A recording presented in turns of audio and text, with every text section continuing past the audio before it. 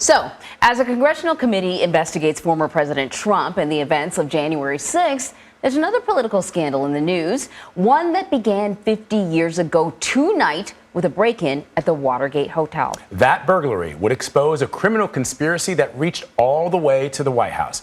President Richard Nixon would resign from office in disgrace, done in by explosive revelations in a moment of bombshell testimony that captivated the nation. CBS News is marking the historic anniversary with a new documentary breaking down exactly what happened as the events unfolded, including reporting from CBS News' Lesley Stahl. Here's a preview. Watergate was not about the burglary. That's right. Watergate was about a whole campaign of sabotage and espionage, about cover-up, about a war against the press, a war against the system of justice. It was a subversion of our democracy. People have got to know whether or not their president is a crook. Well, I'm not a crook. He said he wasn't a crook, but that was the point. He was a crook. The central mysteries still remain. What were those men after at the Watergate? Who sent them? How were they paid? What's making the Republicans nervous is it's beginning to look as though some members of the president's re-election committee may know the answers. And Lesley is here with us to talk a little bit more about covering Watergate. I'm so happy that you are here. I'm thrilled to be here. You know, it's not just Watergate, but it's what we've been witnessing with these hearings. I think it's just great to have someone like you with perspective, because you were a brand new reporter. Oh yeah. When the Watergate story broke. What was it like? Did you know that you were covering history? Oh no, absolutely not. I was new, as you say. I was an affirmative action hire. So I was more or less an apprentice.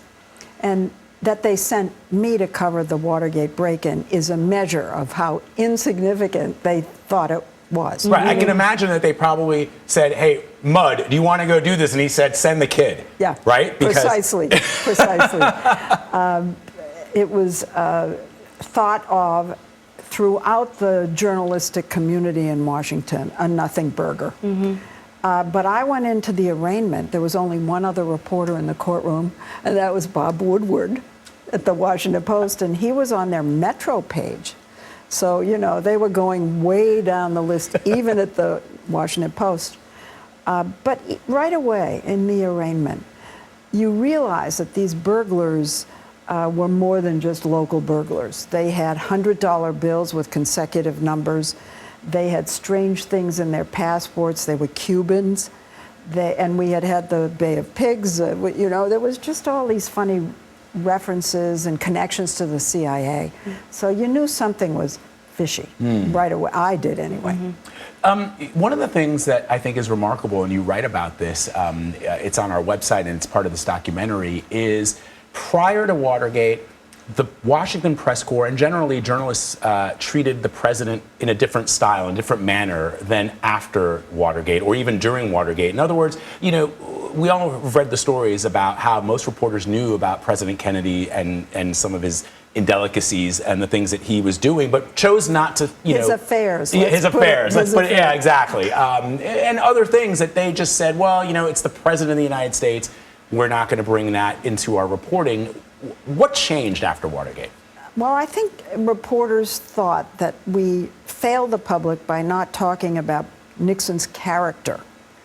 And we didn't decide, it just kind of emerged organically, that should be a factor for the press to cover. And we didn't trust as much anymore. The president had lied, bull-faced lies. We had the tapes to prove it. So we became much more adversarial, looking into the president's private lives more than we ever had before. So I think journalists generally upped their game after Watergate. You know, of course, this anniversary is coming as we are witnessing the hearings on the January 6th investigation. And there have been a lot of sort of, at times people have compared former President Trump to Richard Nixon incorrectly about being impeached, because one thing that Richard Nixon did is he left before he was impeached, right?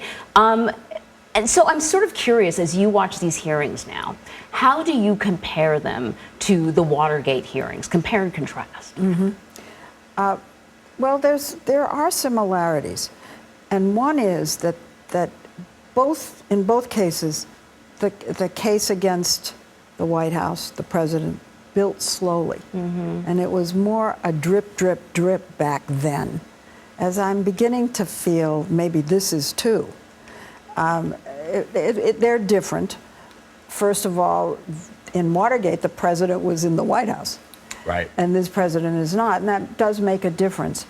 But the idea that this was going to end up in the White House just began to dawn on everybody kind of incrementally, and then finally right into the Oval Office. And I suspect that that's what we're seeing now. You know, Maybe a little faster, because that took Right. 2.5 years. Yeah. And when I had asked you about whether or not you knew that you were going to be covering history and you said no, I thought about the hearings now. And even though we were sort of well aware of what had been going on prior to January 6th, there was a lot of really good coverage, I felt like the hearings have put everything into focus. You know, kind of put the timeline together. And for me watching it, I am more aware that this is history unfolding. Watergate was different in that people feel, and probably do, know the outlines of this story, and we're just getting the evidence. It's more like a prosecution. Yeah. In those days, it was a peeling of the onion. Every hearing brought out more, and then we had a lot of trials, and each trial brought out more. And reporters like Woodward and Bernstein mainly were also taking the leaves off, and it built much more slowly than this. But I feel more and more there are similarities to those times, and sometimes I think life in this country was worse then. I mean, we're living this. This is our crisis, and you always think our crisis is the worst. Right. But we had the Vietnam War and the draft. There were protests all over the country. In some cases, you know, hundreds of thousands of people marching. We had inner city riots. Kids were shot on college campuses. By the National Guard. Yeah, clashes with police. There was so much more violence in our discourse. Well, That's so hard to believe when you go on Twitter. You know, you right. talk about violence in our discourse. You feel like and one thing it seems you said, like there's no civility anymore. And Lesley, you said something on the morning show, on our morning show, that sort of made me. I came in to this show a little bit more depressed because you said we were talking about how back during Watergate there were only 3 networks, and you know, a couple of national newspapers that people really paid attention to, the Washington Post and the New York Times, et cetera, and ABC, NBC, and CBS. So 90%, 80% of the country was watching these hearings on television. Right. Here, you've got a fractured society. When I say fractured, people on Twitter are going to beat me up. What I mean is that there are multiple avenues for people to be entertained and to receive information. It's just not ABC, CBS, and NBC. You've got the cable networks, you've got Twitter, you've got Netflix and Hulu and whatever else you want to focus on. And you said that even with 80% of the country watching Watergate, opinion did not really change. So I wonder, when you say, Anne-Marie, you're watching the hearings and you're going, wow, this is really giving me some information I didn't know, you might be in the minority. Well, no, I think people, I suspect, I haven't read a single poll, but I suspect most of the people watching the hearing already dislike Donald Trump, and the people who support him aren't watching. But there's osmosis. Everybody's going to find out what happened, even if it's only through clips. It'll just be in the air. What happened with Watergate is that suddenly we had these tapes of the president talking, and people began to hear exactly what he was saying. And you couldn't believe him anymore. The evidence was right there. It was impossible to believe him anymore. and his popularity collapsed. And this was after, over 2 years of testimony coming at people. When that public opinion shifted dramatically against him, he was done. People say, well, he walked away, he passed the baton on. No, he was basically booted out.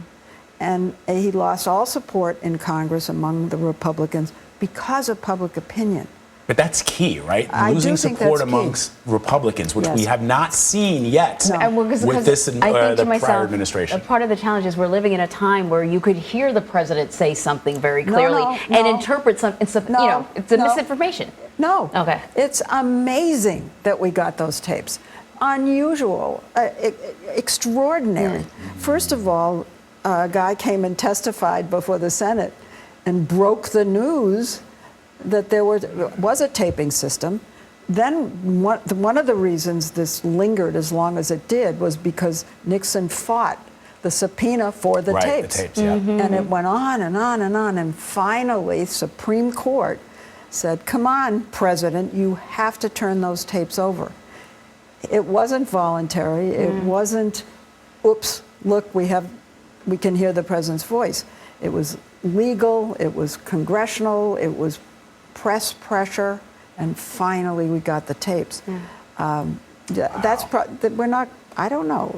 I don't know that we're ever going to hear the president. Well, what I was trying to say is we live in a time that when people don't believe what's right in front of their eyes. Exactly. You know what I mean? Exactly. That the president, you can have a president on tape say something and people will not believe you. I mean, he I was don't able know. to change the narrative when that Access Hollywood tape came out. And everybody, even his own party, thought he was done. And lo and behold, he was far from done.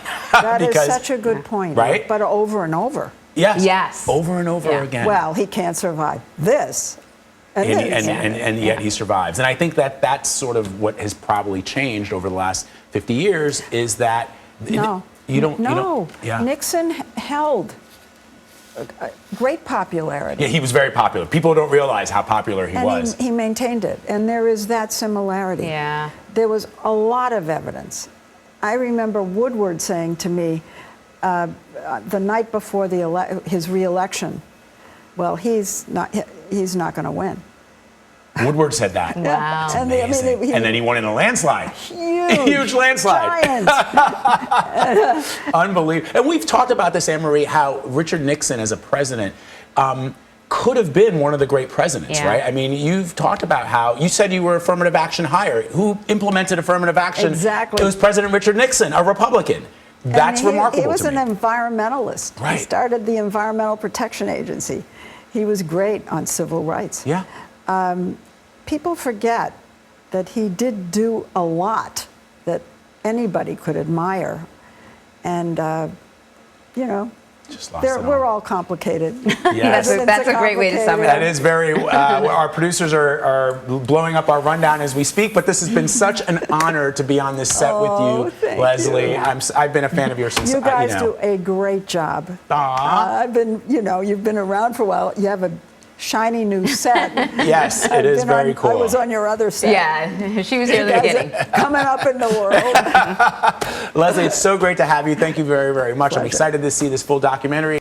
From CBS's See It Now studios, Watergate, High Crimes in the White House airs tonight at 9 p.m. Eastern on your local CBS stations. And you can also stream it tomorrow at 6 p.m. and 11 p.m. Eastern on CBS News.